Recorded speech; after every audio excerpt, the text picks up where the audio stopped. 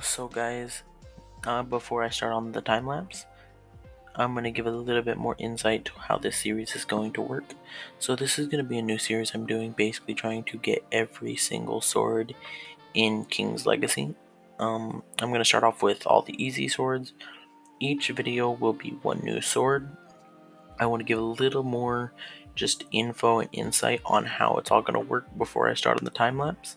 So basically the idea is get every sword, post a new video about it, but for the swords that I have, I will post separate videos, maybe explaining on how I got every sword, how to get every sword.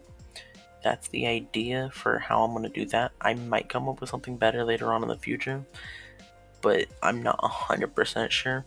For the swords that are more difficult, I'll definitely have dedicated videos, and it's gonna be like a tutorial. So you'll learn how to get the swords. I'll learn how to get the swords. Later on, after I get all the swords, it'll move on to accessories, and then I'll have a dedicated video to getting every fruit. And then after all that, I'll definitely have a full-on dedicated video to buying maybe every perm with all the Robux, or maybe something dedicated like that. I haven't thought it all out yet, like completely, but this is going to start off with every sword, and later on down the line I'll figure out how to do all that. I'm going to roll the time lapse right now until we get the drop that we're looking for, Twilight Orb, and then I will show you guys the whole boss fight and everything until we get the sword that we're looking for. I'll roll the time lapse.